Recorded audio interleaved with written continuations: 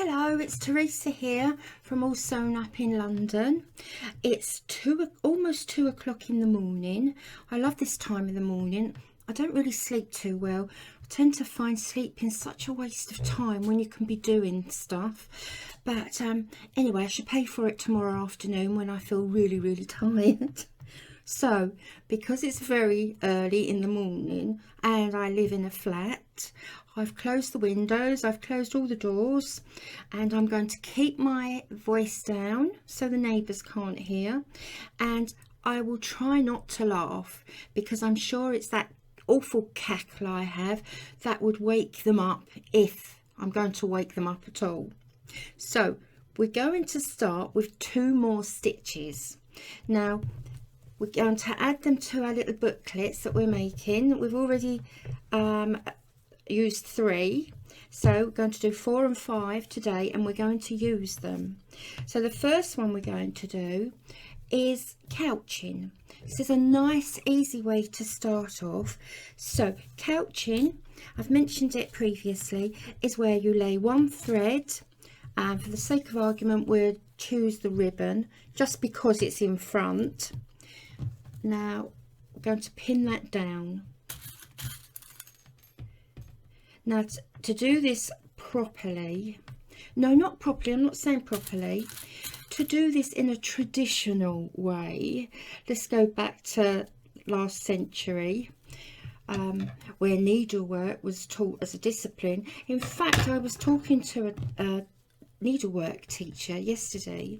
She's in her 80s, and her view of needlework is very different from my view of textiles, and it was really quite interesting. But I think, oh my goodness, she visits me and sees the style that I work in. I use textiles and needlecraft as an art form. I don't know what she'd make of it. Her work I've seen is very neat.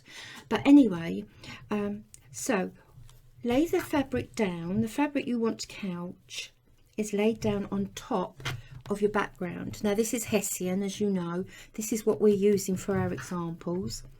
I've pinned it down with the dressmaking pins.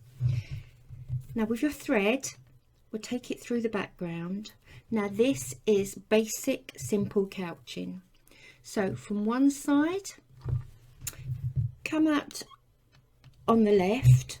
I always have to think left, right, come out on the left, hold it down, and then you go in opposite, the other side of the thread, in our case the other side of the ribbon. First stitch, easy peasy, lemon squeezy. Little way down, you come out again on the left.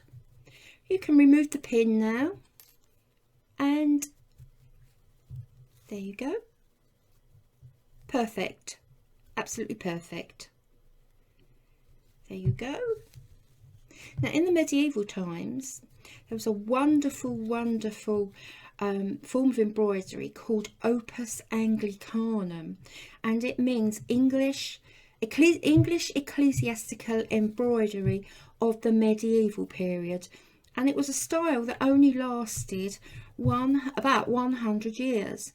And I believe I'm correct in saying that monks would have worked this form, and they would have used pure gold thread to couch on top of silks and satins, and it really was marvellous. You can still see opus anglicanum. I'm not sure about it anywhere in Europe, but in London, in the Victoria and Albert Museum, they've got a fine collection there. That I had to study when I was at university. I studied opus anglicanum as my 3rd year thesis, but of course all these years on, you know what they say, if you don't use it you lose it. There's my computer again, it always makes that noise. It's all to do with my drives, and I don't know what it means. But anyway, having spoken, talked all the way through it, that has now been couched down. And if you see, that can easily be pulled out, because in fact I've pulled it out there, because it's only secured across this way with the stitch. It's the stitch that has secured it, and we haven't gone through the ribbon at all. Now that is couching. So now you don't have to do this with straight stitch. You can do this with, where are we, feather stitch. That can secure the thread used as couching. So you do these either side of the thread to couch. You can use chain stitch as well to couch down. Imagine the chain stitches will, or the cross stitches, sorry, will go this way. And you can use running stitch. Running stitch is a bit more difficult because obviously to do the running stitch you're going to have to go through the thread, which isn't strictly speaking running couching, but it will secure the thread. But as I did say earlier, we make our own rules up. We're artists, we're creative, we like to think outside the box. So you do what you want. This is the secret, I think, to good creativity. You use your imagination and you think, no, I'm not doing it that way, I am doing it my way, and well done for that.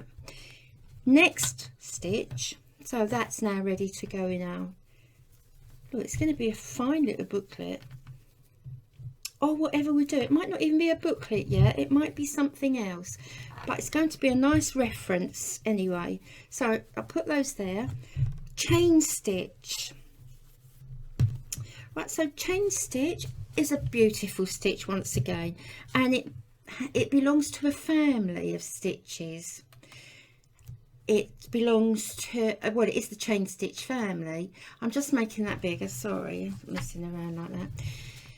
There's twisted chain, there's open chain, there's just regular chain, there's all sorts of chain stitches. We're just going to concentrate on the regular chain stitch at the moment. So what we need to do, bring the needle through from the back again, knot it. Backs probably won't be seen, so knot it. Hold the fabric, the thread down with your left hand, or right hand if you're left-handed. That was very confusing, wasn't it? Take the needle back into the hole, all right, and you're going to pull it, still holding that down with your thumb. Now, as you can see, we're already forming a link. Now decide how big, how long you want your chain, and then you go in to the fabric. Can you see that? You go inside the link and still keep your thumb on the little bit of the chain here to stop it running up, and there you go. That's your first chain stitch. Then second chain in there, in the same hole, and along and out again, still holding the thread with your thumb. Pull it, second chain, and this is how you do chain stitch. See, people look at these stitches and they think, oh, I can't do that, it looks too difficult. But once you actually sit down and you have a go, you think, oh, I can do that. And it's very little work for such a nice result. So there you go. To finish off, finish the row. That's not coming out too well on there, is it? I hope you can see it. Let me see if I can make that bigger again. Oh, I thought I'd made it big and I didn't. So to finish it off, take your needle through to the back, right the way through, making sure you keep the chain, you don't come through the chain, so you go under the chain, there you go, to the back, and just go through a couple of times and snip it off. And those are the 2 stitches that we will be using today with the other stitches that we have learnt to do. So we now have 5 stitches, 5 lovely stitches to use on our slow stitch work. Now let's put these away, and we'll just have a little recap on last time. So last time what we did, we finished off this piece, which was like a sampler of the stitches that we learnt last time, and that was the chain, not the chain, cross stitch, running stitch. We did some weaving here as well, and the feather stitch, a plique, and we put some beads on there. We decided that the page isn't finished yet. We need to put something here, but what we're going to do is embellish after we have put the stitching in. So as soon as we finish the slow stitching on the pages we're going to use, we'll go back and we'll start embellishing, finishing off the rest of the pages. Does that sound like a plan? Brilliant. So today what we're going to do, we're going to look at this page again. This is the page we're going to do. So if I hold that up, there you go. Now as you can see, it's mostly couching. You can see the braid here that's been couched down. It's been couched down with herringbone stitch. Then there's some running stitches. Then there's more couching here with feather stitch, regular couching, and chain stitch. So these are the stitches we have just used. Now by now you will know how to do all these stitches that you're looking at. We've varied the length of some of the stitches. We've got long stitches here, running stitches, against short stitches for added interest. What else can I say? We've varied thicknesses of the thread for the texture. Can you hear this? Texture. Deliberately left these loose because I like that shabby chic look. And this was made as a teaching resource, as I explained earlier, for a course. And I just think that is just lovely for students to handle and touch and see the whole lot, without bits being hidden away. It's as it is. It is what it is. It's what you see. There's no hidden agenda with it.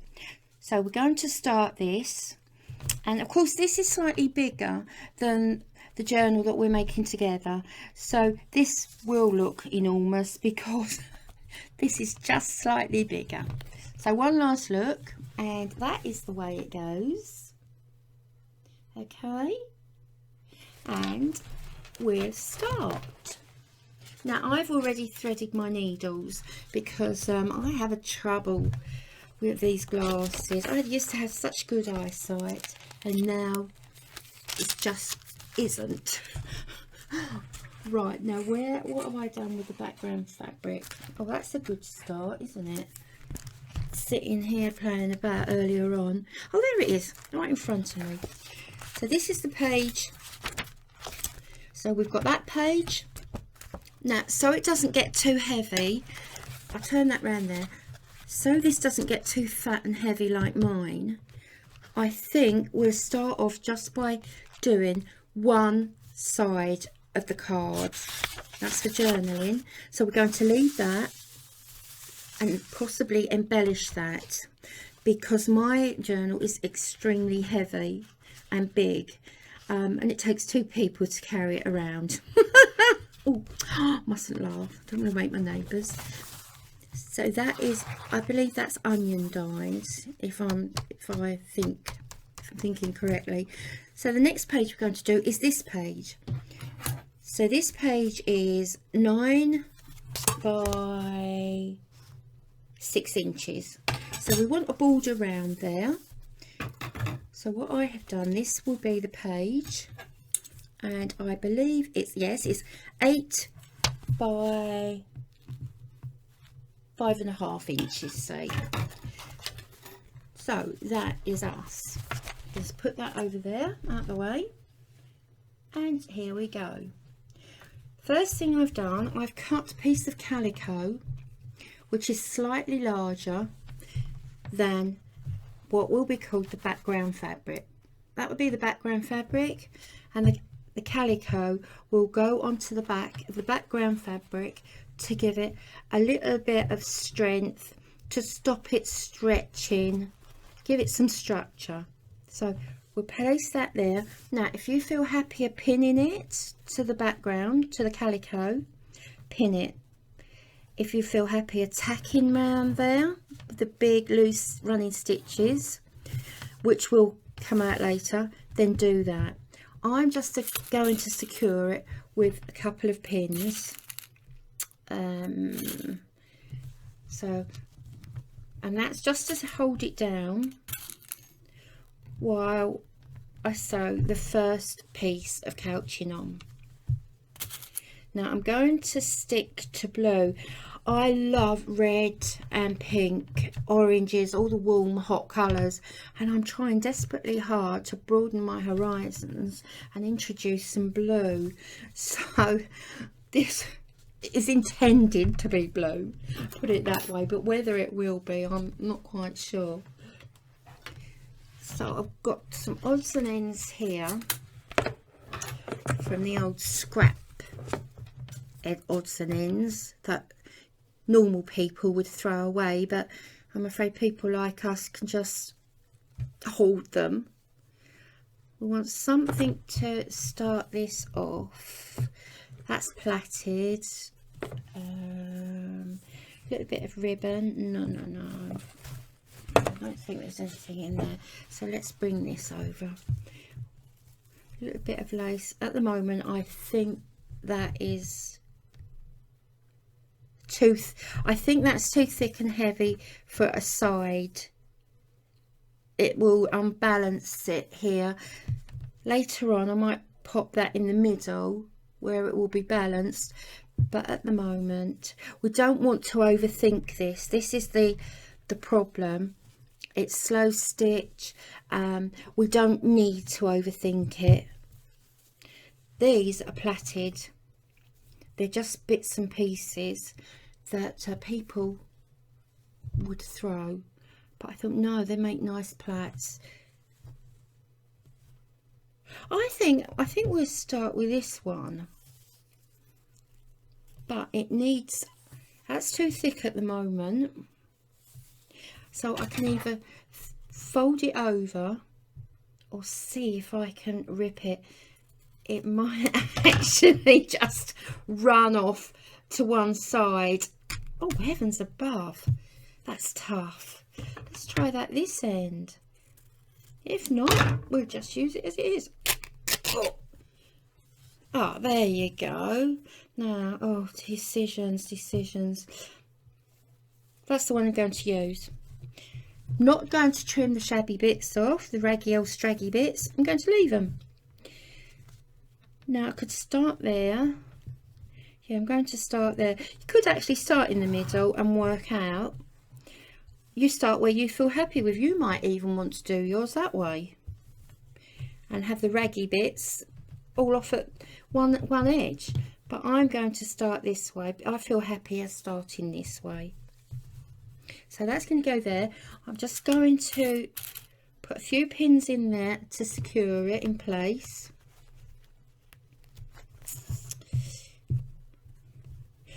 For company, I've actually got, I have YouTube on non-stop when I'm working, not always turned up, but just for a little bit of movement in the flat. And at the moment, what's the time now? Yeah, oh, it's actually 5 to 2 now.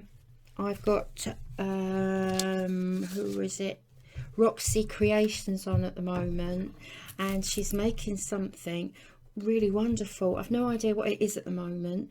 It's at the side, so I can't look up. It's throwing some nice light on this table, but she makes some really wonderful things for her 100-day challenge. She's using some beautiful card, but as I say, it's turned off.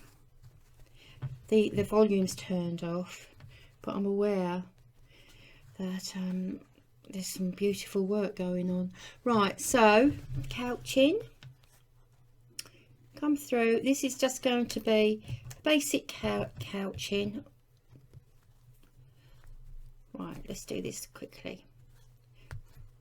From left to right and under, left to right and under, left to right and under. You see how quickly it is? Left to right and under.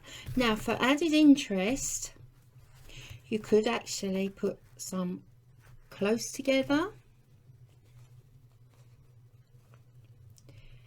like so, close together. So you're going to alter the spacing if you want to. So we've started off with it evenly spaced here, and then we've put a couple close together, and then we're going to respace another gap here, and at the end you might decide, oh, I might weave down there, or I might fill in the bigger spaces with another colour thread.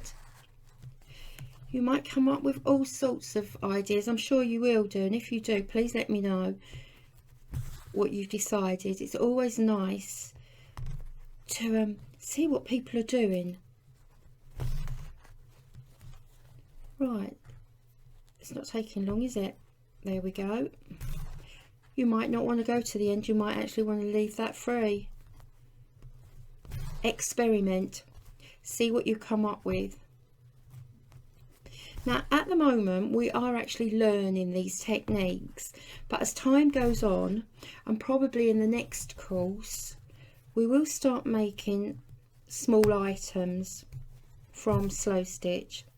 Might have a break first from slow stitch and just do a tiny little project of something else, because I think you often need a little break when you're working on something intensive like a project like this, to keep your imagination refreshed and to keep motivated. Sometimes you just need a little break with sort of a one-off little project. So into the back, don't worry about the back, catch it, because the back won't be seen. And that's the first row. You see that? First row of couching. So we'll have a look. What shall we lay beside it? I quite like this. Can't remember where I bought this, but it is rather lovely. But not yet. No, not yet. Not yet. This, oh, I love this. I found this on the beach. I think it might have been Hastings Beach. I was walking there. Oh, it's dreadful. I take a bag and I pick up all these bits of scraps. And there's fishing boats down there. Hastings is a great place for fishing boats and nets and that. And you just find bits like this, precious bits lying around. Look at that, how fabulous it is. It's made up from 3 pieces. It's okay if you think, oh gosh, she's so mad, she's worse than I am. That's okay, it's been said before. Now that I'm going to lie there. I might actually put some basic ones down first. You know that it still smells fishy of the sea. I might put some basic ones down first and then go back and fill in the gaps. So anyway, I'm going to couch that down. I'll couch it down first and then I'll cut it to length. So as I said, that's 3 strands there. 3 strands. You could twist it into a cord. You could actually open the strands up and twist them. They don't have to be straight. You could open them up like that. But I'm just going to keep it fairly simple just this time. And luckily, I mean, this is wonderful. It's got stripes on it, lines on it, and it's making it really easy to keep them straight, the lines straight, but you don't have to keep them straight. Now I'm going to couch this with cross stitch. So there we go. Now use your cross stitch sample for reference if you need to. That's the first leg of the cross stitch, over. I hope you can see that. There, first stitch done. Don't forget your spacing. You space it how you want. You might want it all touching, the legs touching. You might want to do what I'm doing. Nice space. You could go back and fill that space with another stitch, just for decoration. There you go, 2 crosses.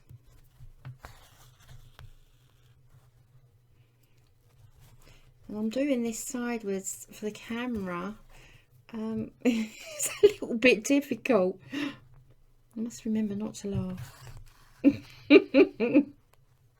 It's so quiet here. The last bus has gone. That runs past at 1:30. The foxes aren't out yet. We might hear those calling each other shortly. That's a weird sound. Always sounds like a baby crying.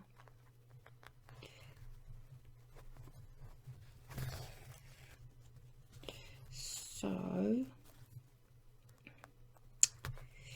there we go. So this is there.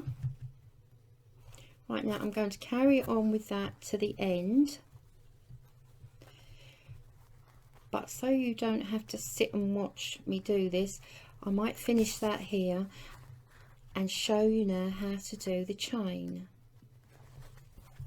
So the cross stitch, and I will carry on off the camera and do that right to the end. Now I want to show you how to do the chain stitch. So that will go down there, and then I will go back and fill in these gaps with maybe some ribbon, some ordinary stitching, maybe something like this. This is used for felting. Maybe something like that. Oh, this I got from the beach as well. I have no idea what it is, but it smells like hessian. It smells like straw that was washed up. That's absolutely fabulous. Look at this. How shabby is that? That could go down there. So I will be using this.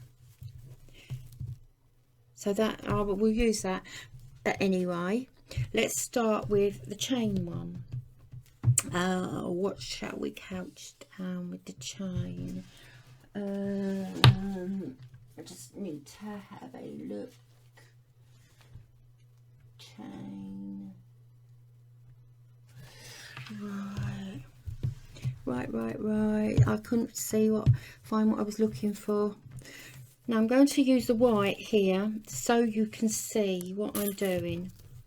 The chain stitch is couched down with single chains on their side, so it won't be a long chain as such, because these stitches will be lying on their sides, but the technique is exactly the same.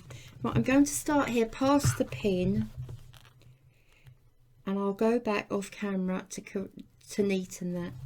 So now, is that still, yeah, still as big as it'll go. Right, let's have a look.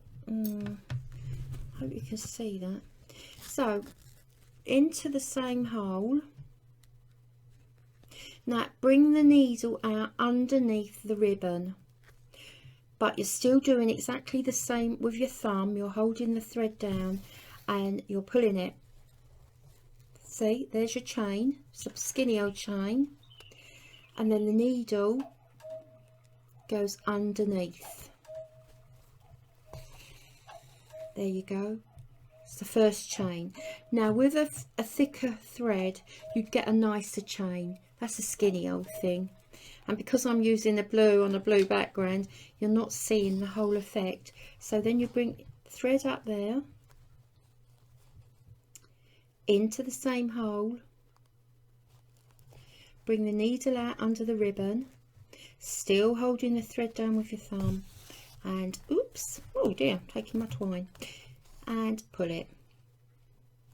So that's chain number 2, and we're going to do this all the way down to the end.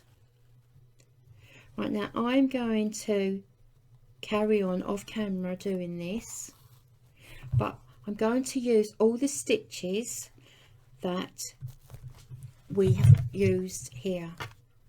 So on this, next time you see it, I'll have used, well, we've already used that one, the couching, plain couching stitch.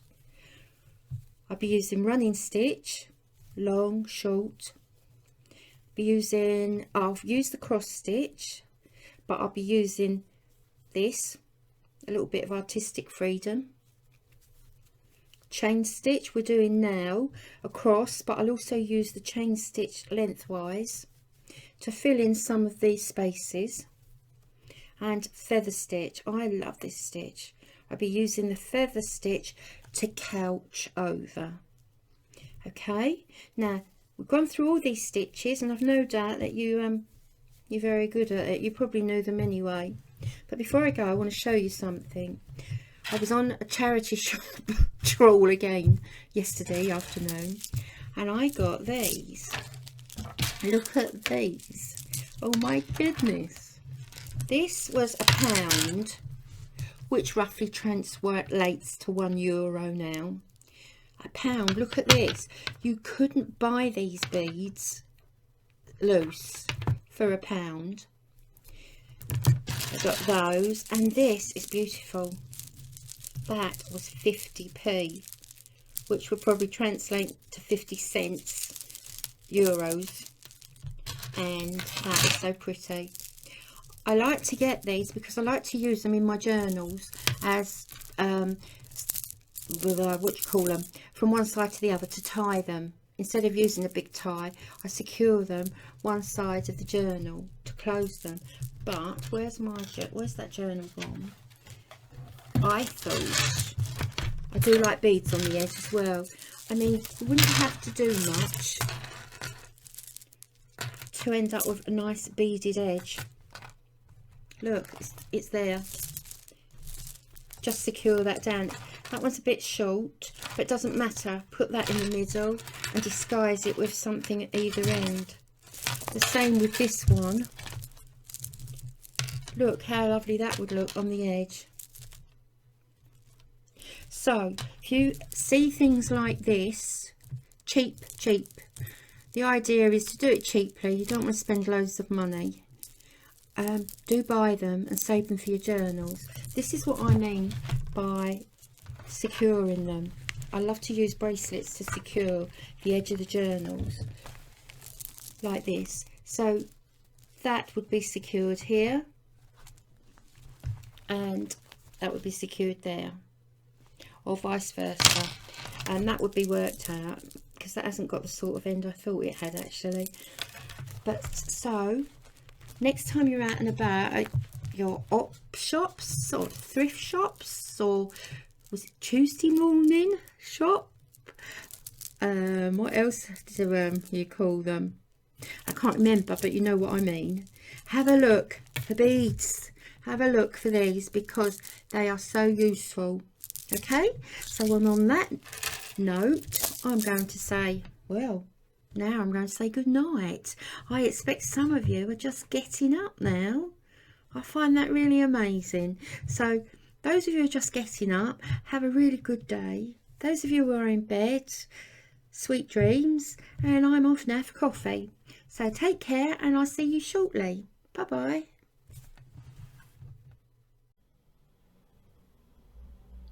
And as if by magic, here's the finished piece. I'll hold it up a little bit higher, and perhaps you can have a good look at the stitches. See the pieces that I mentioned yesterday? I'll very briefly go through them. This piece has been couched down with straight stitch. You saw that piece.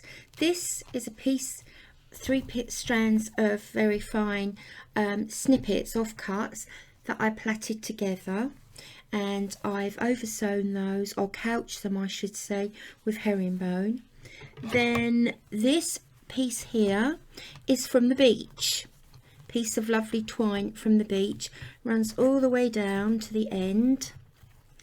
Then we have this piece which is used for felting, so I'm really not sure what that is. It's polyester, it's synthetic, but I'm not too sure what that is called. Then we have this here, another piece of plaiting similar to that one. We have here a piece of ribbon, and the ribbon was couched down. These are single chain stitches, and they haven't actually worked too well because the thread I've used for couching is too fine. But I could open them up and you would see the chains are there. And then I just threaded this pink piece of twine or whatever underneath the chain stitches. There's a row of running stitches here, if you can see those, light blue. And then there's that fabulous natural fibre that I found on the beach. More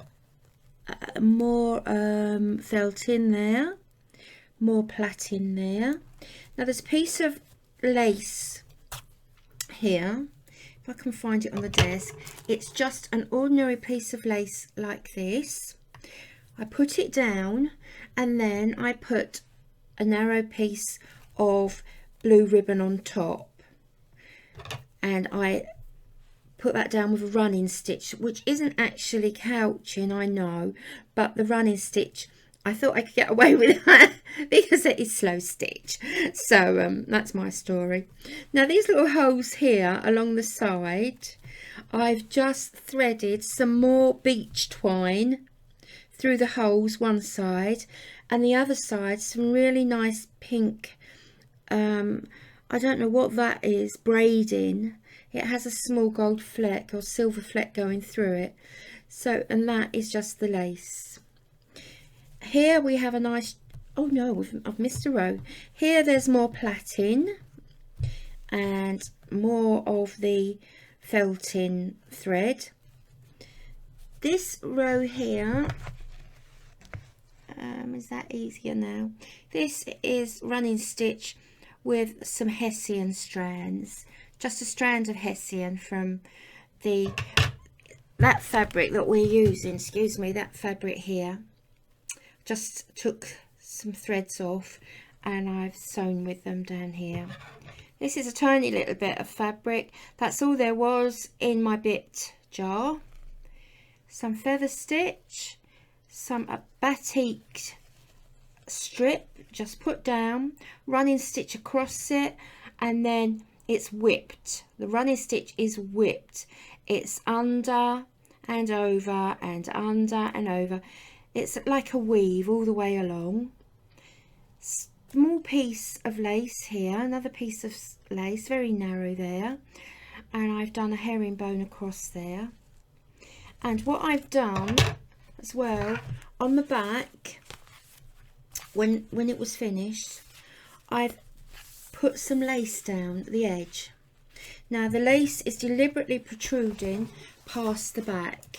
Do you see that? Now I held that down with a very, very strong double-sided sellotape, and it's an inch thick, so it is very, very strong. The colours, I've tried to keep the colours to blue, but obviously it needed breaking up with just a little bit of another colour, and that colour I chose was pink, as you can see, just to add a little bit of a highlight, a little bit of attraction, if you like, to grab the eye. So this is now finished. I've left the ends raggy, as you can see, because I love that look, but you needn't do that to yours. You finish yours as you would like.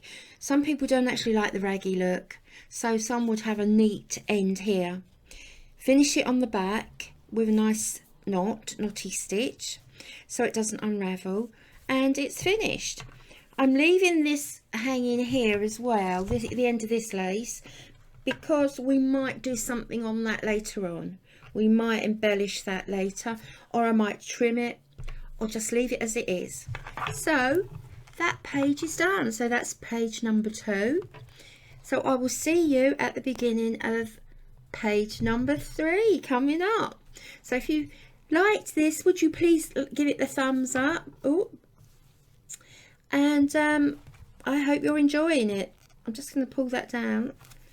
See, because that is woven, which is a bit like a couching, it's coming loose. But anyway, I hope you like that. I like this. I actually think it's more attractive than the sample one in my journal.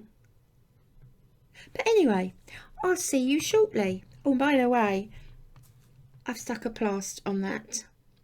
Looking at the videos back, it looked really horrible, and I apologise for that. But I'm supposed to let the air get to it. As I explained, that was quite a nasty burn because of taking coffee dyed paper out of the oven. I wasn't paying attention and burnt the top of my hand. That's all that's left at the moment. But it still doesn't look very nice. So I do apologise for gracing your screens with my horrible old hand. I mean, they're horrible at the best of times, like a lot of craftspeople, artists' hands. But anyway, enough of that, and I'll see you shortly. Take care now.